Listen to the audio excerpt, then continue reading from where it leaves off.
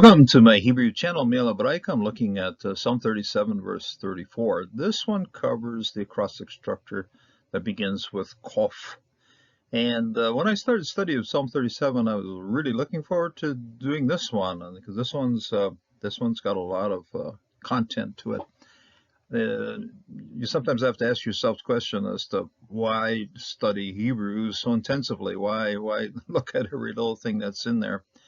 And what we find out is that translators will give you the first translation, or the simplest, or the most straightforward, or the most upfront translation of whatever they're looking at. In this case, this Kof here and how it's used.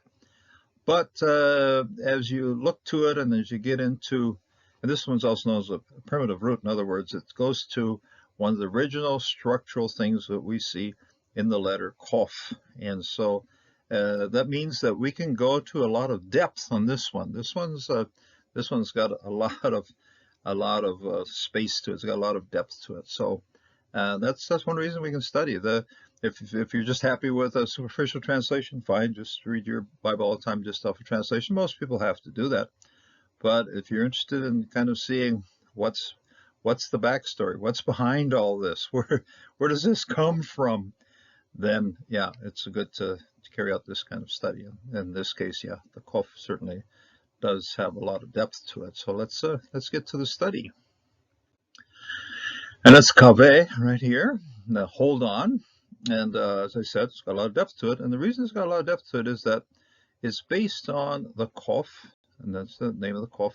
By the way, tikva is hope, and so in modern Israeli society, hatikva, the hope, their national anthem, is called this. So hatikva, this one's tikva, hope. But what does hope consist of? How do we have hope? Now, some of the translations will go on, wait on the Lord, wait on Jehovah, wait on the Lord. And if you take that and just take it as a passive, okay, I'm just going to sit here and be quiet and see if the Lord would speak to me in some way, shape, or form, you've got it wrong. Waiting to the Lord is a much more active activity than what we would want to express ourselves. In other words, waiting on the Lord is something that requires action, and we see some of that action right here in this passage. So, and as I said, it's a primitive root. It's a root that's based on the original structure of the letter that begins the root here, kaveh. This is an imperative, hold on, or wait on, or hope in. As we see, tikva is a hope. By the way, there's a town called Petah Tikva, in other words, opening of hope. And that's even the name of a modern Israeli town. You can look it up on the maps they have of Israel. So anyway, hold on to the Lord. So kaveh, and then so the original hieroglyphic, when it came from the original structured pictographed or picture-based letters of hieroglyphs moving into Proto-Sinaitic, then into Canaanite, then into Hebrew. This was a cord with a knot on the top. A cord with a knot on the top. So it's a whole sense of you're hanging on to something that you have tied onto something that's firm. Okay, so that's what a kof is. It's holding on to something firm, and the cord then is knotted onto something that you hold on to very firmly. And if you look at how it stretches from this one to that one, so you have hold on to the Lord, so kof, kaveh, okay, holding on with the cord. And then what does he do? He lifts you up. Okay? And that's v'romimcha. He lifts you up. So and translators will go, oh, he exalts you. You'll hear the word exalt and you go, oh, wow, that's just maybe he just makes us praiseworthy or something like that. But it's actually a lot more than that. It's just simply when we are down and when we are emotionally exhausted, or when we have even physically exhausted, he's the one that comes by and pulls us up, lifts us up. And so if you look at how this letter works, you got kof here, kof like this, line with a knot on the top that's tied onto something firm, which happens to be Jehovah in this case. When you're holding on to that, what does he do? he hangs onto that end of the rope from the top, okay, the cord, and he lifts you up. And so this cord, I was trying to figure out how I could graphically describe the cord reaching from here to here. In other words, he's, and I did it in the translation here, of course, so he lifts you up. So that cord is there, and he pulls you up with that cough. That cough is something you're holding on to. So, kaveh, hold on, hope, wait, okay? So all of those are derived. So you got a first up literal meaning to our word here and to what's happening, the action of the passage, and then the translators have to sit down. Oh, how do we understand it? Huh? Oh, it means hoping. Oh, it means waiting. Oh, it means, and so those are what are called dynamic, the dynamic results of what's the first obvious physical style meaning of the verb. So, and that's what dynamic translations do. In other words, they go from literal to what does it really mean, and then you've got a dynamic translation. So when you say wait or hope, you've got a dynamic translation. When you say hold on, grab on, then you have a very literal word or very literal meaning or translation of the original words there. So kaveh, el Yehovah, to Jehovah, on to Jehovah. Preposition again here. Incidentally, the segol is almost kind of wiped out here by the highlighter. Highlighter did quite a bit of work on here on both the consonants and the vowel pointings. Just a few places you see that he didn't touch things up. This one wasn't quite touched up here, but in most places he did make it quite clear. And here, almost converted this one into a hirik, but it's a segol. So, and then el Yehovah, to Jehovah, onto Jehovah. Yehovah, the tetragrammaton, of course. Our Jewish friends would say this has to be Adonai, but I'm okay with Jehovah. Okay, and then shmor. Okay, this is an open syllable, and then so, and I never trust the Shabbat to close off a syllable. It opens up with a surik. It doesn't really close properly, so it's going to be an open syllable. And this one's also going to be an open syllable. Shemor, okay, and guard and be guarding. So the whole sense of kaveh, the imperative sense of kaveh carries in here, even though this, of course, is very much a participle style, participle structure of this verb right here. Shemor, and be guarding, okay, be looking at, staying attentive. This, of course, is the root, and as a noun, it's known as shemorim, the guards. As a verb, it's shamar, to guard or to take a close look at, or to maintain attentiveness towards it. So that's the way I've translated here. And keep. So in other words, when you say keep, okay, what does that mean? Hold on to means hold on to and keep. Derecha, derecho, darcho. This is darche, a word, a way, his way.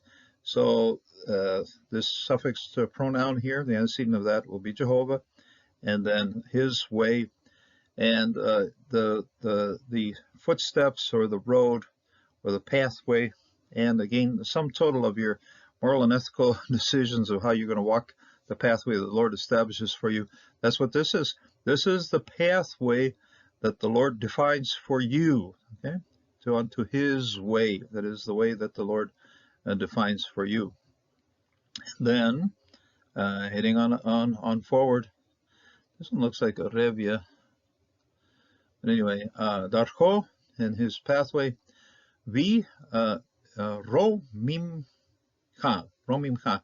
a verb, very colorful verb here. Ram, I think it's the first time we see it in Psalm 37, but here it is. And he, ram is to lift up. You see it very much in a well-known name that we have, Avram, okay? Avram, okay? Abraham, that's the first, it's before you go Abraham, it's Abram. It's father, highly exalted father, okay?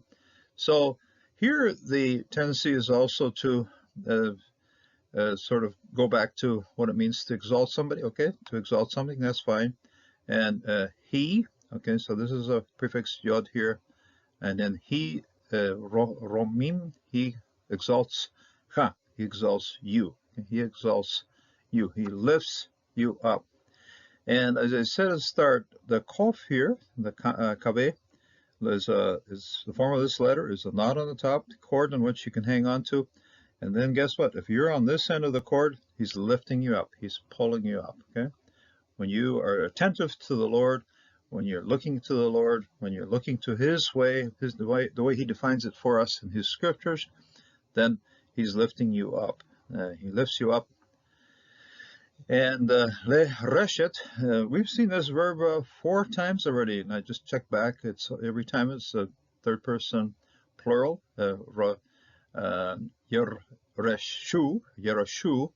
This one, by the way, is a nominative purpose in the front of a verb. When you do that, you'll have an infinitive, and then you'll have a construct infinitive here. You will inherit, to inherit, to be inheriting. This, by the way, is the last time we're going to see it in this particular psalm. Seen it 4 times already. Yorashu, the meek inherit the earth, the righteous inherit the earth, those who are obedient to God inherit the earth. So the poor inherit the earth.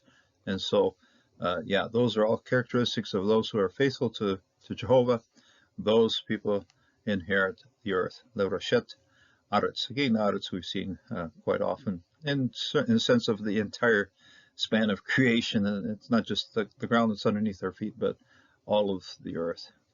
Reshet aretz, incidentally, when you have just a straight eretz, it'll be double segolate, but here it's pumped to a pausal form with the atna, and so that becomes a patah, or comets here, and then you have a comets segol, but that's the pausal form then of aretz.